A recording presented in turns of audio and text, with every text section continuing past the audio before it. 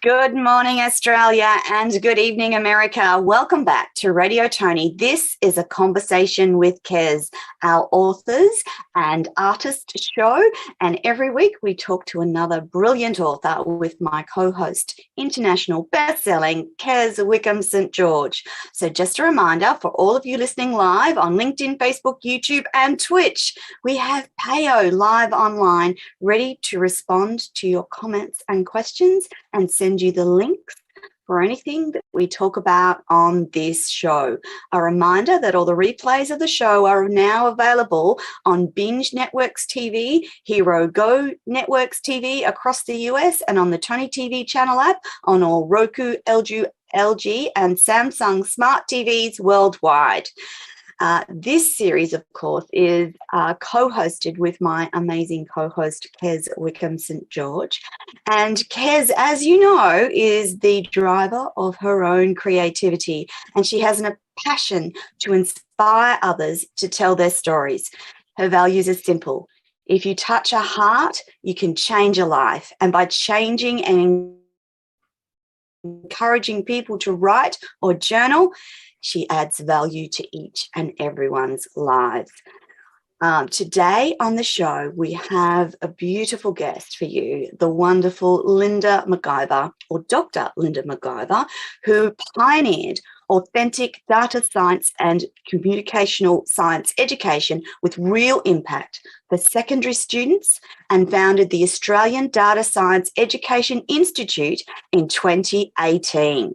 The author of Raising Heretics, Teaching Kids to Change the World, Linda is an inspiring keynote speaker and has appeared on ABC's panel program Q&A and regularly delivers engaging professional development for primary, secondary and tertiary educators across all disciplines.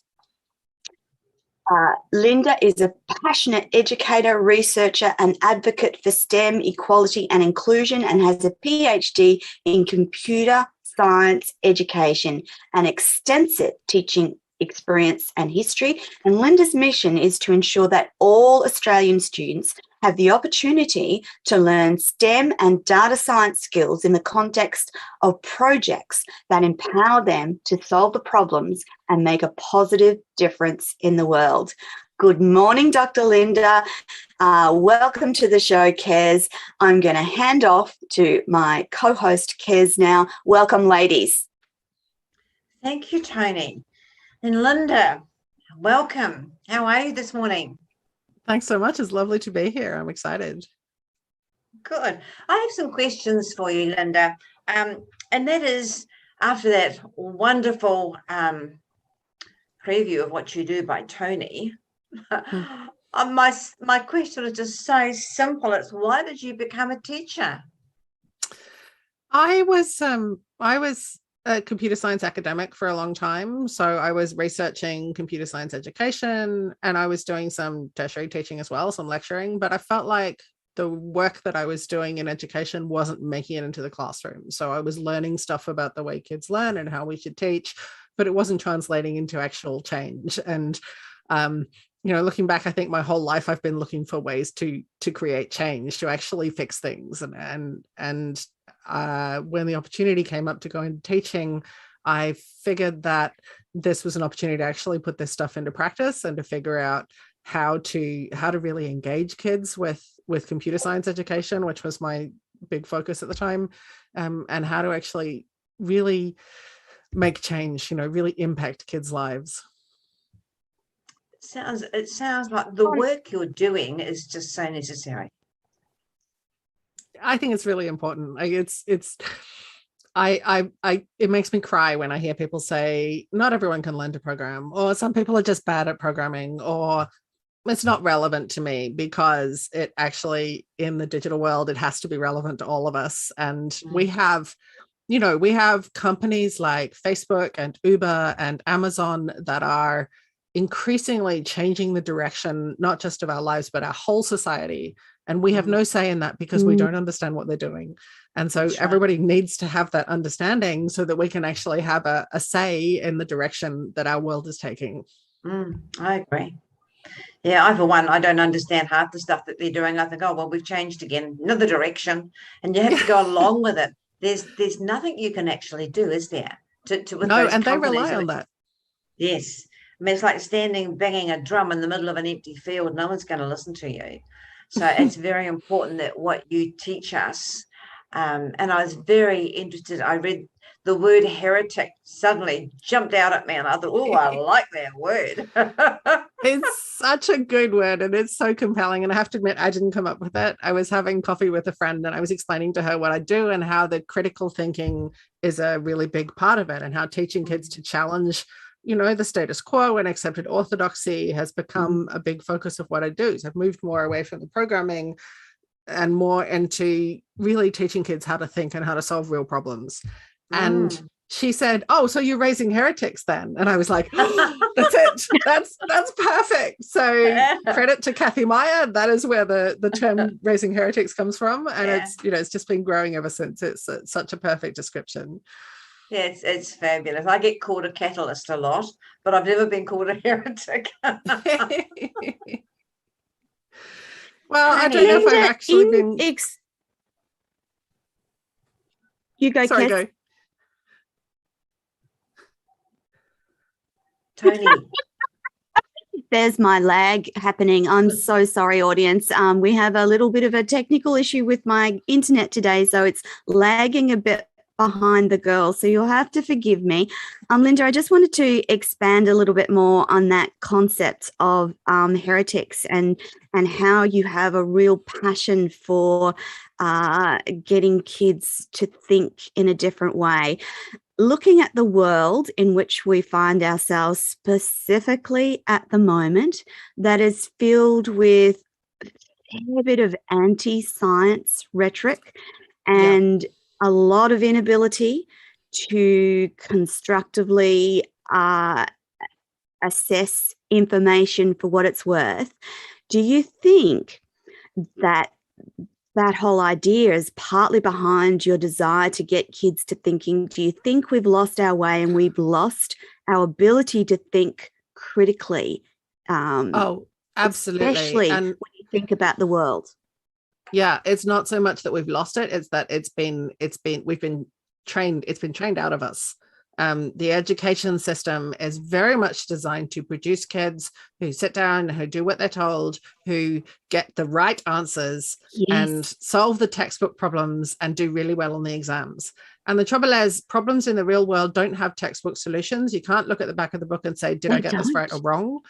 You have to be able to evaluate your work critically and think, who does this help? Who does this harm? How well does it work? Where does it fall down? And we don't teach those skills. We don't teach them at all. What we teach kids, as I said, is to do the right thing, to do what they're told. And the problem is, some people try to break out of that and become heretics, but in an irrational way.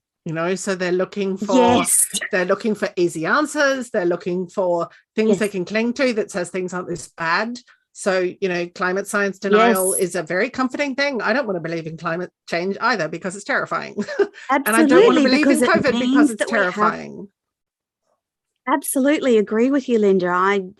I absolutely think that part of for everyone who's saying that we're being either controlled by the government or the science is bad or we're being lied to, doesn't have that ability to critically assess what they're being told. And it's little to do with control or conspiracy. It's so much to do with our lack of ability to constructively assess and make decisions on the information that we have. And I find it incredibly frustrating that many people discount science and scientists. And I'm not talking everyday people. I'm talking higher level people in government, in politics, in the judicial system, discarding science. I find it unfathomable because, as you know. Sorry, Toni, there was that lag again. Here's the thing that I know. the way we teach science is actually almost making this inevitable. It's making this distrust of science inevitable, because we teach science as a matter of facts and right answers and known processes that produce known results. That's not science. What we're teaching kids is you do this experiment the way we wrote it and get the result that you expect to get. And if you don't get the result they expect to get, what they do is they either fudge their results or they copy from the kid next door who did get the expected results. That's not teaching science. That's teaching confirmation bias. And I talk about this a lot in the book, that science is actually a matter of changing our understanding and evolving our understanding, constantly understanding things better, which you can see in our understanding of COVID, that it has changed over time as we start to understand more. And it will change. Absolutely. And that is science doing what it's supposed to do. But you see people who have been raised to believe that science is facts and right answers saying, well, you keep changing your tune, therefore you're lying to us. And it's like, no, this is what science is supposed to do.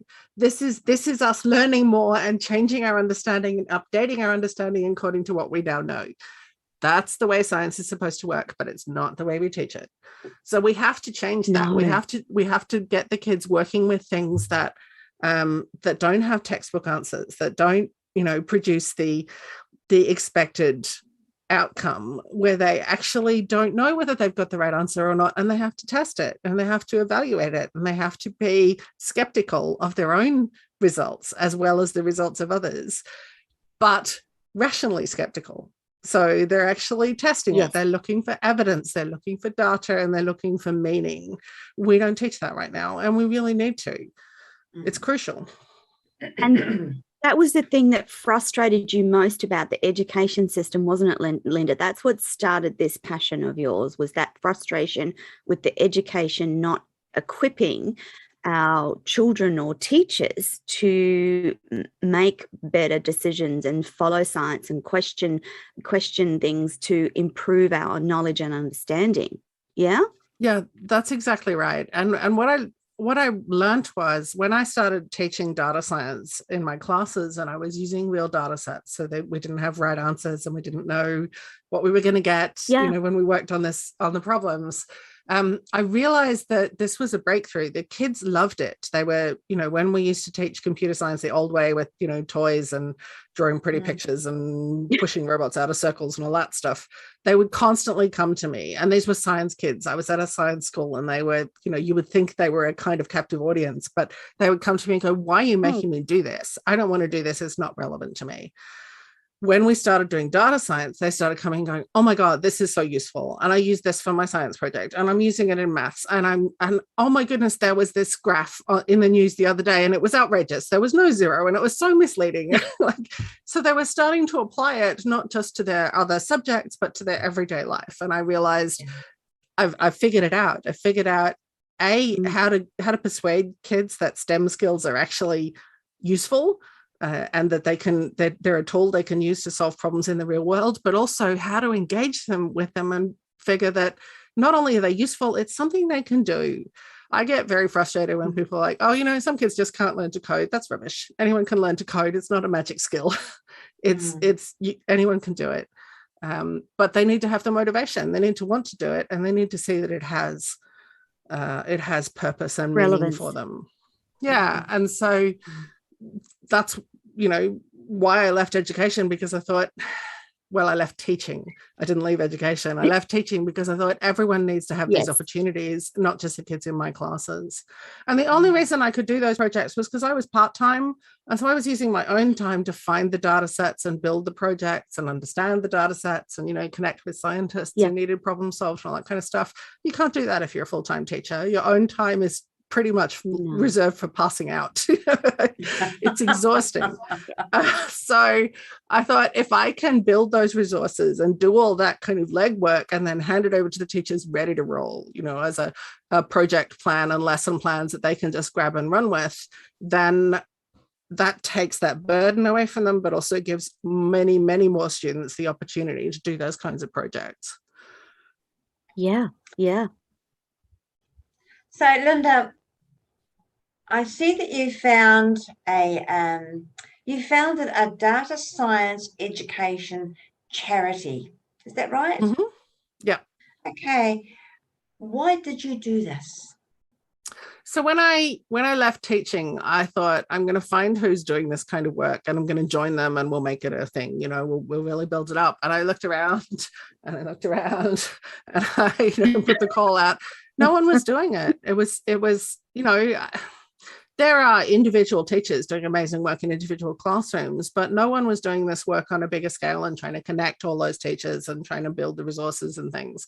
So I thought, okay, well, it has to be me. I'm going to have to start my own organization. And I made it a charity because a huge part of this for me is that this should not be available only to the schools that can afford it in the high socioeconomic areas who have lots of funding and they're private schools and the parents will pay for anything and all that kind of stuff. I didn't want this work to be available just to them. I wanted it to be freely available to any school, regardless of income and regardless of resources. And I wanted to be able to just say, well, you can't afford to pay for the training. I will give it to you for free. So that's why I made it a charity. That's amazing. Well done. My ultimate goal is to put my organization out of business. I want this to be the way we teach teachers, the way we, it's just built in. I don't think my job's in any immediate danger, but that's the goal. I don't want to be necessary.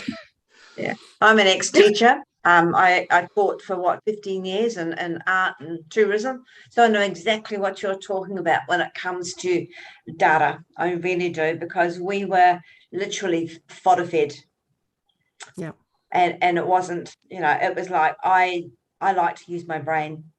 Yeah, so it came down to who said what, and if you could get your say in to your students before they got their booklets out, and it was all in black and white for them to try and cope with. It was ridiculous, and I just got frustrated. So that's one of the reasons why I left, because I wasn't getting through to them, especially in what I was teaching, and that's the art form of communication and tourism. So I just wasn't getting through to them. Yeah. Mind you, maybe it was me. Maybe, they said to me, maybe your brain isn't up to the job. And I thought, well, thank you very much. Well, that's charming. Well, people do blame, when they can't find a reason to protect themselves, they'll blame the other person. I mean, that's just human beings for you. But also the lack of respect for teachers in our society is a huge problem. Yeah. People, there seems to be this attitude, well, I went to school, so I know what teaching is like. And this is so much teaching, so much of the work of teaching happens outside the classroom that people never see. And there's so much skill and talent really involved in being a good teacher. Yes. And there are amazing teachers out there, and they're just not given the support or the resources that they need. No. And, the burden of pointless admin and paperwork and, the government demanding that everyone work in lockstep and teaching to the test and all that stuff. Yeah. If we could take all of that away and just give the teachers the power to follow their own instincts and to teach the way they want to teach in the classroom and really give it their all, it would be an entirely different system. So this is not about teachers being bad. This is the system, not the teachers. That's right. It's applying your own creativity into the classroom, isn't it? Yeah, and there's very little scope for that in most teaching situations. I was very lucky that I had the opportunity to create my own subject when I was teaching, and we did, those students worked with scientists to solve their data needs, and I had year 11 students doing cancer research. And it was wonderful, because they kept working on those projects long after the subject was finished, some of them after they left school. So cool. Yeah. Because they were doing something real. I had a student come to me in my last year of teaching saying, please, can I do your assignment? I know I'm not in your class, but I really want to do your assignment.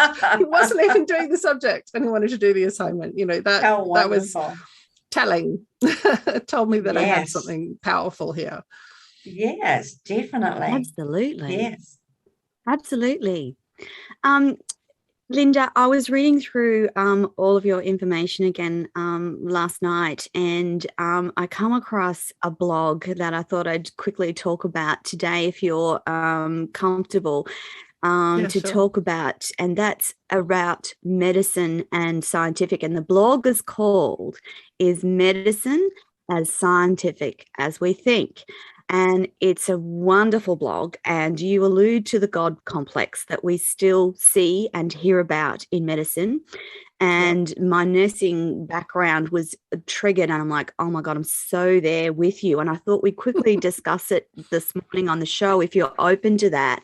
And that idea that there is still so much of that God complex in medicine. And medicine and science are joined together. And our medicine is only as good as the advances that we make and the knowledge that we gain. But not all practitioners keep up with that medical knowledge and the science behind it. So are you happy to tell the audience just quickly about your daughter's story? Yeah, absolutely. So I'll give you the kind of high level overview. You can look on the ADSEI website for the blog post if you want the full details. My daughter has a condition called postural orthostatic tachycardia syndrome, which is POTS for short. We'll call it POTS for now, so I don't trip over my tongue. And what that involves is when she stands up, her heart rate skyrockets. So she gets a very fast heart rate when she stands up, and she gets very dizzy, and sometimes she falls down again straight away.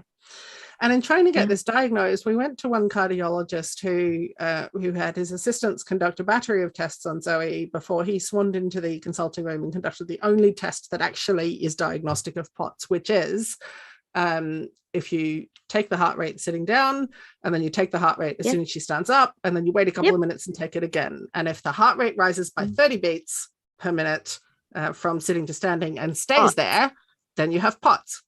Now, the cardiologist did that, and with great condescension pronounced she doesn't have POTS. She doesn't meet the criteria. She had some hip surgery a couple of years before. He said she was just deconditioned from the surgery. She just needed to do some exercise, despite the fact that she is extraordinarily fit and does a lot of exercise in her own time. And despite these radical hip surgeries that she'd had, she runs. So we went home feeling really kind of disheartened because we were sure this was the answer.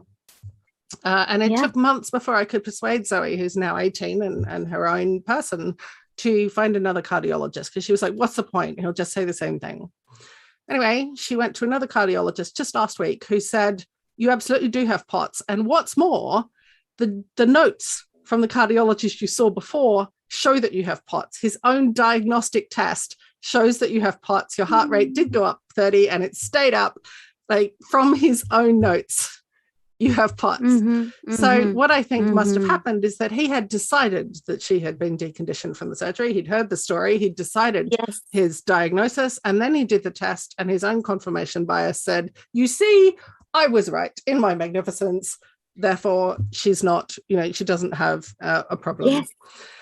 And that was, I think, nearly a year. No, more than a year. That was more than a year of not knowing what to do, not knowing how to treat this condition, not being able to make progress, simply because this arrogant, I won't say the word I'm thinking of,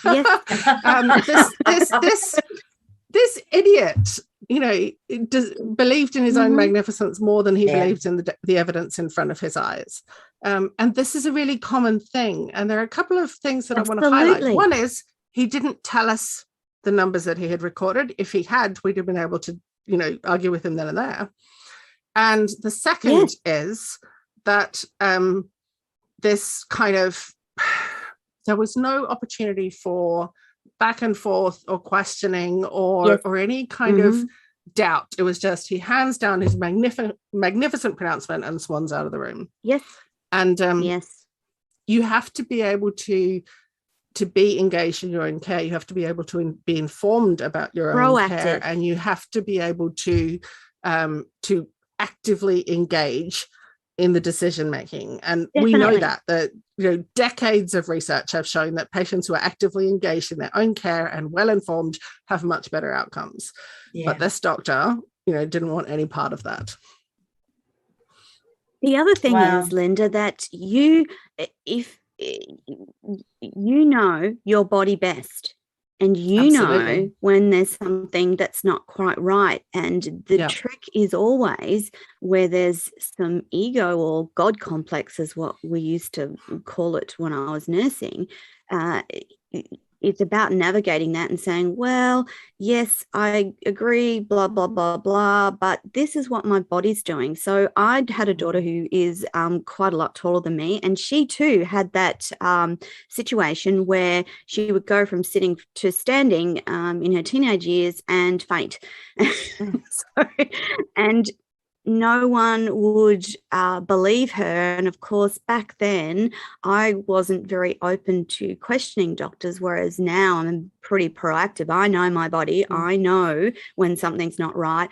I've done all the science or medical indications. I've tried some of the natural as well. Nothing's working, so I need you to sort this issue out. But lots of people are not proactive in their own health. They're not understanding how their body functions.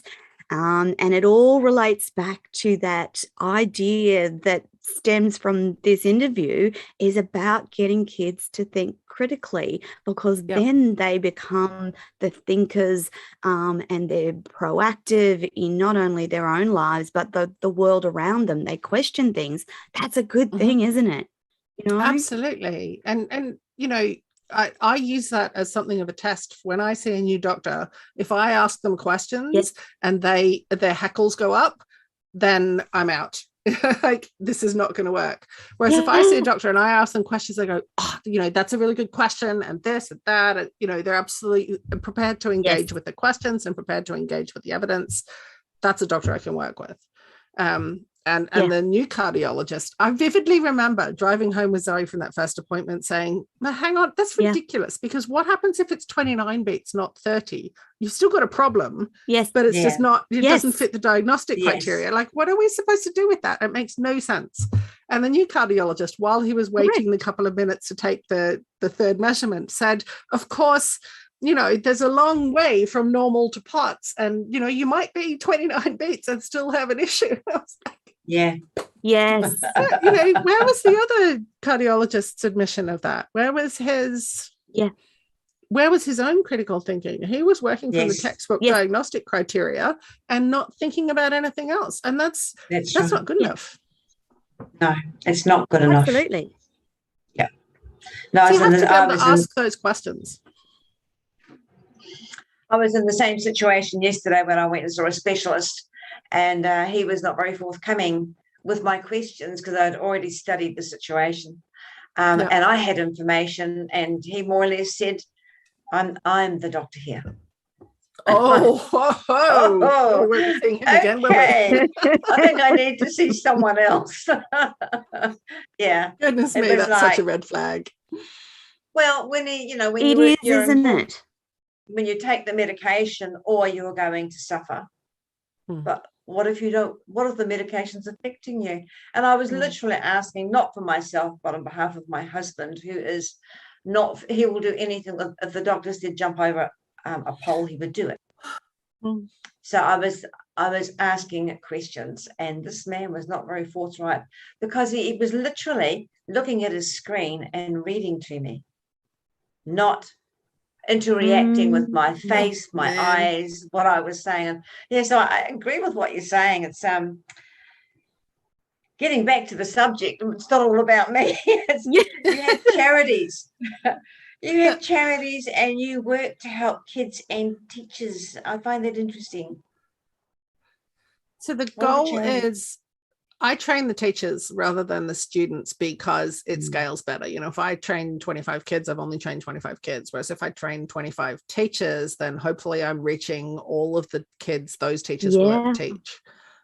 So it's much more scalable. It's also much more likely to change the system. You know, if we can build a groundswell of teachers who are working in this way and who believe in these approaches, which are, you know, thoroughly evidence-based, then we can actually start to create change. And I've got a Facebook group called Teachers Using Data Science, and it's got nearly 600 members now of teachers who are doing this kind of work and sharing resources and answering each other's questions and stuff. So we're starting to build this groundswell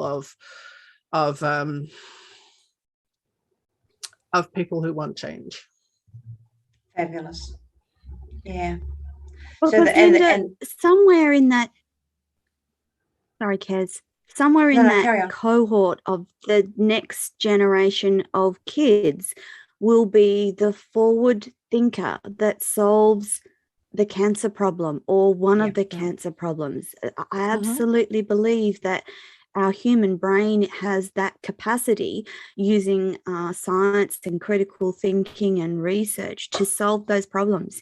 And if we allow our children and allow our teachers to teach in a way that facilitates that, we will have our answer. I absolutely believe that there are answers there. We've seen it over generations. Linda, do you think that the progress of data science and science in general is escalating? Like there seems to be a lot going on in that space, like an explosion of learning and knowledge and information. There absolutely or is it just but I'm not me? sure. I'm not sure how much of it is progress. That's, this is part of the issue with data science. It's the business world and governments have kind of seized on it as this kind of magic unicorn that's going to solve all of their problems. And so what they do often, I have friends who run a data science consulting company, and they have companies going to them saying, give us some AI, we need AI, AI is the thing, artificial intelligence, we've got to have it. And my friend's like, sure, what do you want the AI for? And they don't know. They just know that everybody's got AI, so we need to have AI. And there's a lot of that kind of attitude. That company, Eliza, is a, very ethical and rational company, and they don't, try to profit off that kind of attitude. But many companies do. They go to another company and say, I want AI. The company will give them AI. And who knows whether that AI will actually do anything useful or whether it will actually cause harm.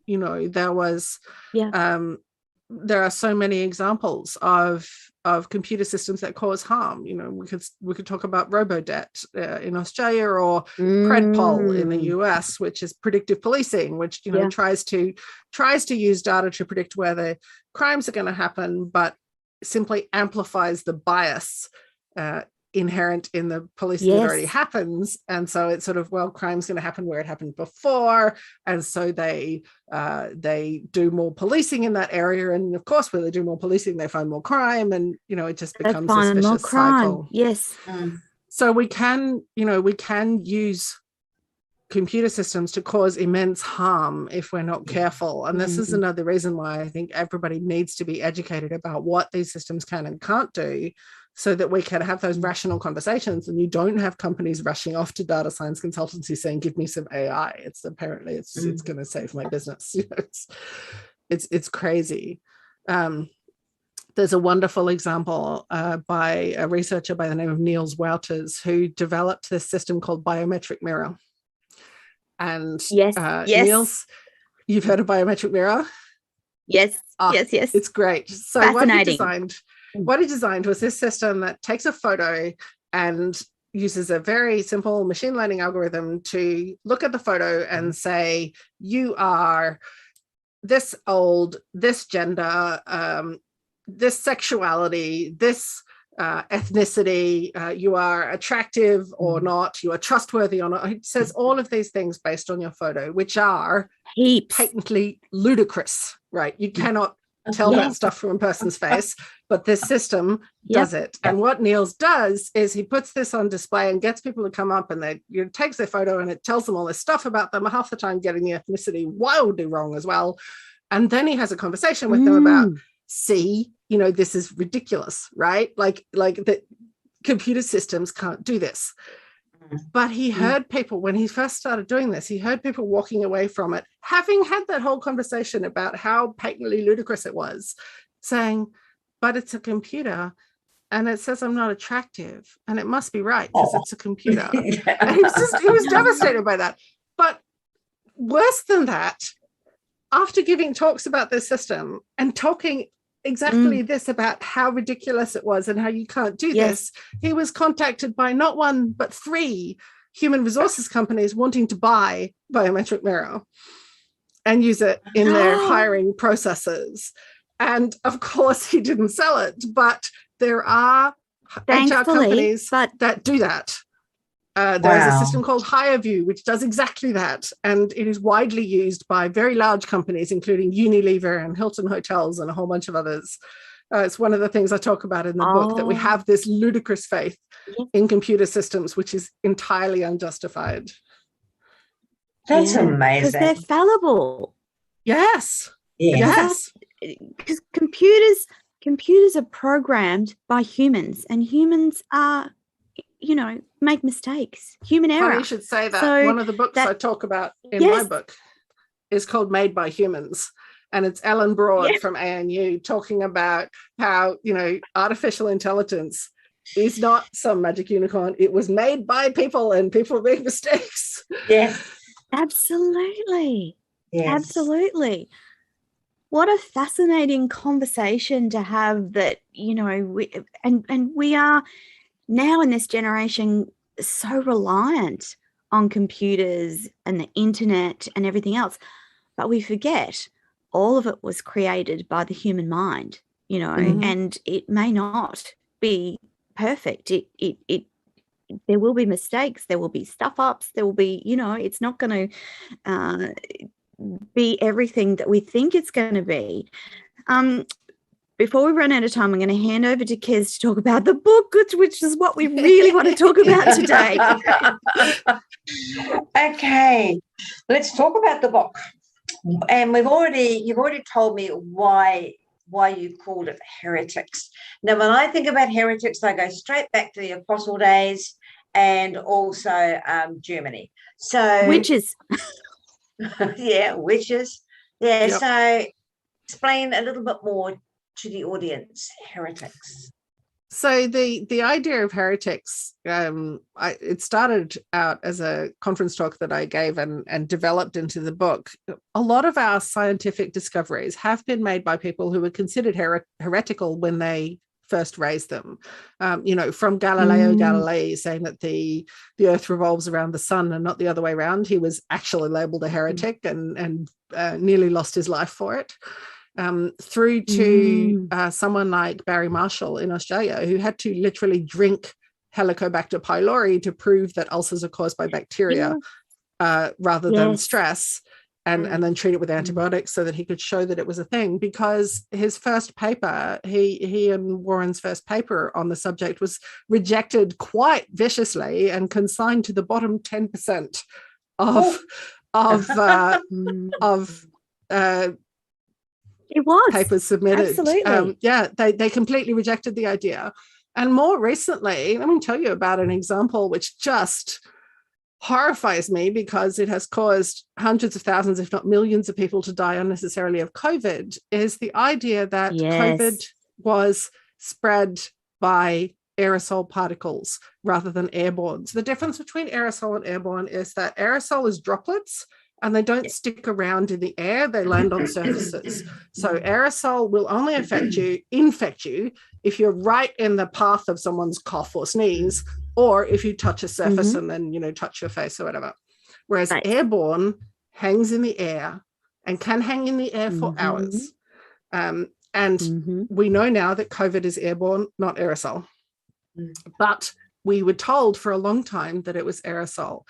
And there is a scientist by the name of Lindsay Marr who discovered in 2011 that flu was not aerosol, it was airborne. And she discovered that because she went and sampled the air right up at the ventilation ducts. Yeah. She sampled the air up there and she found enough flu to infect you. Now, if it was aerosol, that shouldn't happen, because aerosol particles cannot fly. they drop. Yes. Yeah. And again, she couldn't get published. And when COVID started happening, again, she proved that it was aerosol and couldn't get published.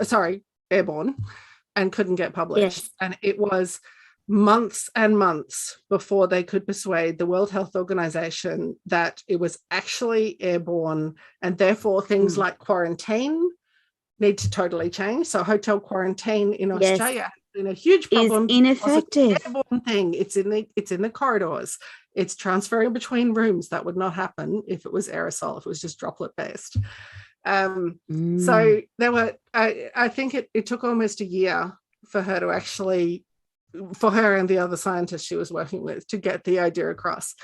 Now, the terrifying thing is that the reason that they couldn't believe that it was airborne is they had this fixed idea in their heads that particles, the only diseases that can possibly be airborne have particles smaller than 5 microns. Now, that number comes from a 1930s study of tuberculosis. Oh, wow. That showed that only particles smaller than 5 microns can cause tuberculosis infection. And that is true because tuberculosis has to lodge deep in the lungs to make you sick. But most other diseases, including coronavirus, don't have to lodge deep in the lungs. They can hit, the surface of the nose and cause illness. So the 5 micron thing was not about what could hang in the air. It was about what could make you sick with tuberculosis. But that 5 micron thing lasted more than 100 years as scientific orthodoxy that could not be challenged. Yeah. And that is why we need heretics, because there should be nothing that cannot be challenged. Challenged with evidence. Yeah. Always with evidence, but you've got to be able to challenge everything. You've got to be able to say, well, hang on a minute. We have new evidence that shows that that's not right. And that is science doing its thing. That is science working the way it's supposed to. Yeah. And Linda, I know very clearly that people think that the conversations around COVID are changing. Well, of course they're changing, because 2 years ago, we didn't have this virus. So it's only a baby virus. So what we know now will be completely different to what we know in 5 years' time. And also that whole idea that the virus can change, i.e. the Delta variant, and the prospect that there will be more variants. I'm sorry, I'm a little bit off the book, but I just think this is so important. Can you quickly explain to the audience why there will be ongoing variants of coronavirus and how that is just a natural way of viruses? Oh, okay. So disclaimer, I'm not an epidemiologist or a virologist. So this is a high level understanding. But basically viruses evolve. It's how COVID appeared in the first place. It evolved out of a different coronavirus. And viruses evolve all the time. It's why we need a different flu vaccine every year, because the new flu vaccine every year is hopefully tailored to meet the strains that scientists think are more likely to cause disease this year. And some of those strains are new. We haven't seen them before, so they have to create a new vaccine. So it's the same with COVID. But one of the problems that we face is that COVID evolves really fast compared to a lot of other viruses, which is why Delta appeared very quickly, really. In evolutionary terms, it appeared quite quickly after the appearance of COVID-19. And these things, COVID evolves quickly. There are other variants out there. What we will see is that the variants that are most successful, that infect the most people, will take hold and become more common. Yeah. And that's how we wound up with the situation we have today with Delta. Yeah, and they need a host. So the host is humans. They can't replicate that. They cannot. My understanding is that they're not going to replicate outside the body. They need a host, i.e. a human warm body in which to change and evolve and infect. And the other thing with viruses is that they interact with our body different. So Kez, Linda and I get COVID, we are possibly going to get all different manner of symptoms because it's a virus. It interacts with the body in different ways. So that's the whole people. It depends on what viruses you've encountered before, and so how your immune system reacts and what the particular quirks of your immune system are. My immune system is very excited about pollen, but not nearly excited enough about viruses. That's a big problem, especially in spring. But you know, it is different for each human being. And that's one of the things that medical orthodoxy tends to get wrong. You know, this idea that POTS is, you know, POTS over 30 beats and nothing over under 30 beats.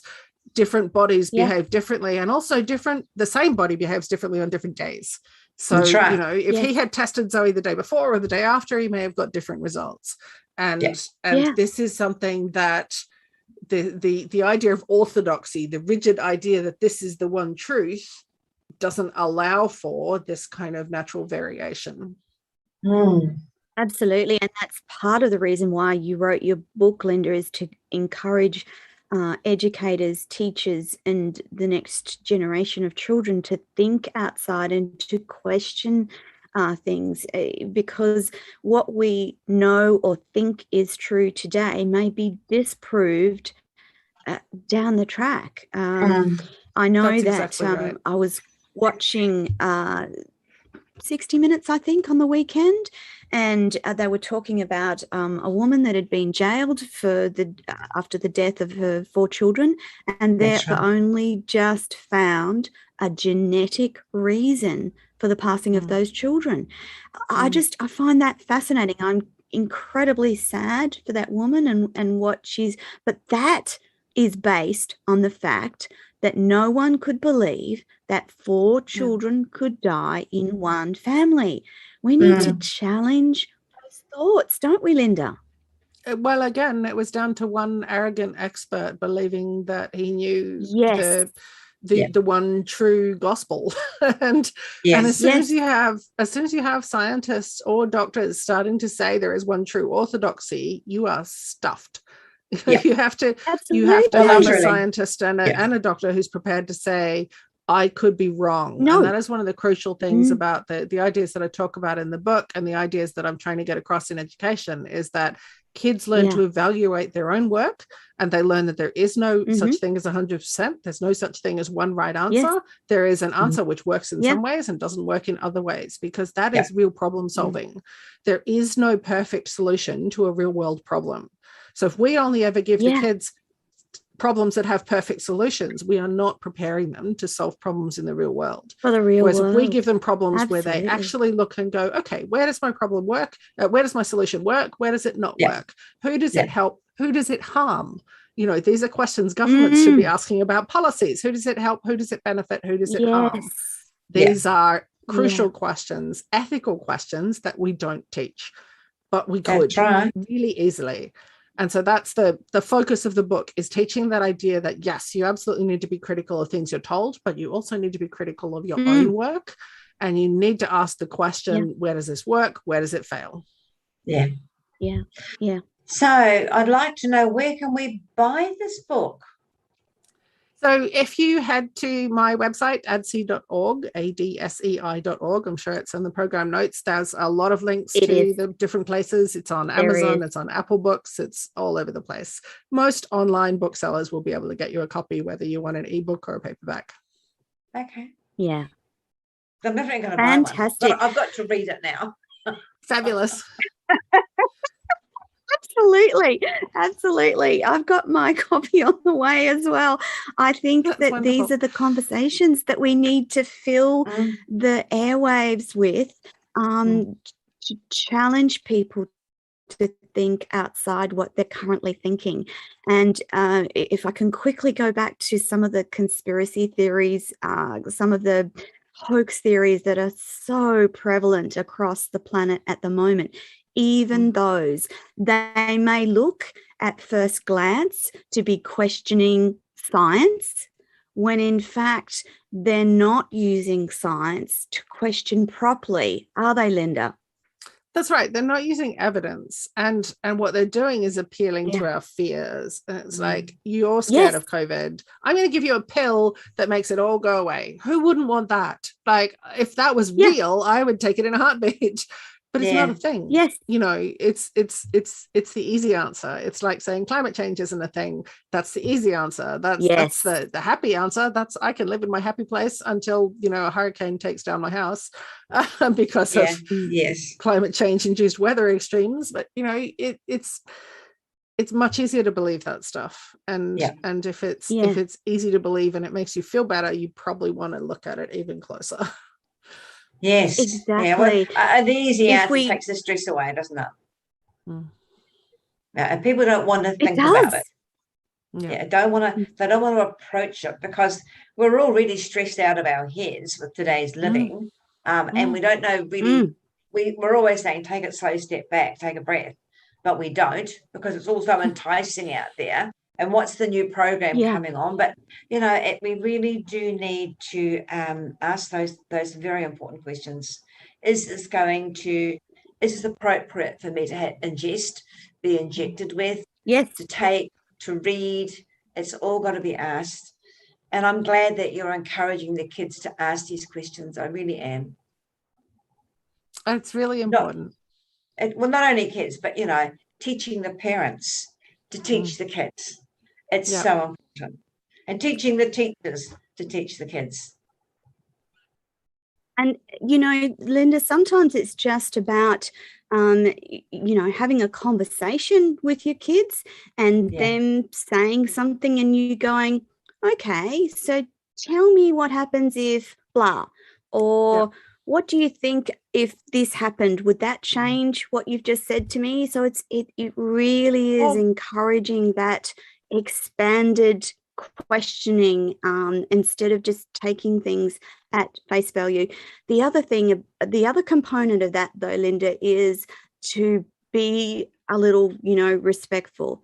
Okay, I hear what you're saying, but have you considered XYZ? Because I get sent so much on social media with regard to the current COVID and what's going to help you and about the vaccination and I have had to sort of settle myself down, number one, and then go, but have you thought about this? If what you say is wrong, does it not mean this? And try and be a bit diplomatic, I guess. But it's such a challenge. There's such a lot of angst and division. Yes, it is a huge challenge. But also, you know, one of the things that I find very powerful with my own kids is to say, where did you get that information from? And where did they get their information from? And how much faith do you have in that as a source? This is my source. Let's compare, you know, what do you think the validity is? And my husband said something the other day, and quick as a flash, the 14-year-old came back at him with something, and he was like, where did you know, why are you doing that? And Sol turned to him and said, somebody taught me to be a critical thinker. Oh, yeah. And then looked at me and looked at their father, and it was like, yes, and now we are paying the price. But that's good, right? Like that's good. That's good. You have to be able to accept that. You teach these kids to be critical thinking, they are going to challenge you. And that was honestly some of the best lessons I ever had, were the ones where the students were like, I don't think you're right, and here's why. And then you go into that, you know, you're like, let's look at that. It's wonderful. Yes. Yeah. Sometimes they were right. Yeah. Because I agree. Yeah. Dr. Linda McIver, thank you so much for coming on the show with Kez and I today. For the audience listening, the book is Raising Heretics, Teaching Change to the World, and it's about teaching kids and empowering teachers to teach critical thinking. Now, Linda's website is the Australian Data Science Institute. Have I got that right? Close. Australian Data Science Education Institute. Education Institute.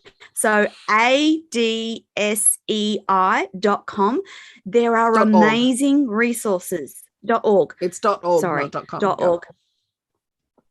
There are amazing resources on there for teachers, educators, kids, and anyone alike. There's also a link to Linda's new book, which I encourage you, if you're a parent of a preteen, teen get this book and teach your kids to think critically. Lovely ladies, that's our lot for this week. Thank you, Kez, once again for co-hosting a conversation with Kez with me. Dr. Linda McIver, thank you so much for being on Radio Toni today. It's been an absolute pleasure. Audience, that's our lot for this week. We will be back next week, and that's it. Bye for now. Bye. Thanks so much. Bye-bye, Linda. Bye.